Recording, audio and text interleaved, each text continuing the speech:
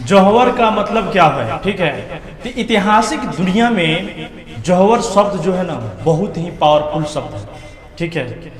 क्योंकि जौहर एक ऐसा शब्द है कि नारी को जीवन को एक स्वतंत्र रूप से मतलब कि इस तरह की चेंज करने की क्षमता रखता था नारियों के अंदर कि नारी उस समय नहीं सोचती थी कि मेरा प्राण जाए कि नहीं जाए। देखिए ये कहानी यहाँ से शुरुआत होता है, कहाँ से? ऐतिहासिक घटना से। क्योंकि ऐतिहासिक घटना यह है कि जब हमारे देश के राजा जो कि लड़ाई किया कर रहे थे जिस कंडीशन में, जिस समय में, उस समय कंडीशन यह फंस जाता था कि कोई विदेशी यात्री आया और मान लीजिए हिंदुस्तान के कोई ऐसा राजा जिस पर अटैक किया और अटैक करने के बाद उस राजा को पूर्णतः रूप से मार उड़ के गिरा दिया और उस राज्य पर कब्जा कर लिया। समझ में आया? ठीक है। अब उस दरमियान में कहानी यह फंसता था कि अब नारियां बेसहाय हो जाती थी क्योंकि उसके पति मारे जाते थे, उसके राजा मारे जाते थे, जिसकी वजह से वो निसहाय हो जाती थी।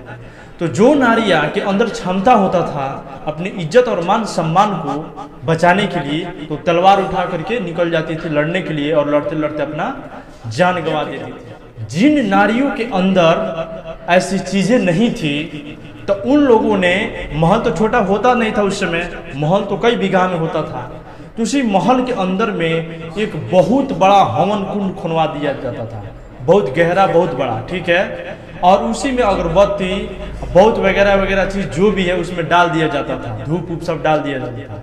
और उसके बाद से जितना मतलब कि सेना था लोग, जितना भी मतलब जो लोग का पति लोग जो मतलब मारे गए थे युद्ध में, तो उन लोग की जितनी भी पत्नियां थी, जिनको हम बोलेंगे रिस्पेक्ट के भाषा में वीरांगनाएं, ठीक है, तो वो जितनी भी थी नारियां वो सभी मिलकर के रानी के साथ आती थी और एक ही वस्त्र धारण करके और उस हवन कुंड के सामने आकर के वो सभी क्या हो जाते थे, खड़े हो जाते थे और भारत माता की नारा लगा करके और उस हवन कुंड में आग लगा करके कूद करके अपना जान प्राण गंवा देते थे, यानी जान न्यौछावर कर देते थे, अपनी इज्जत की मर्यादा की क्या करने के लिए, रक्षा करने के लिए। इस तरह वह विदेशियों के आक्रमण से वो लोग बच जाते थे।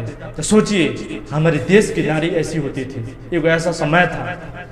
एक आज ऐसा समय है कि नारी लोग के 2 से 3 गो 4 गो से 5 गो लड़का हो जा रहा है, पेपर में आ रहा है, क्यों?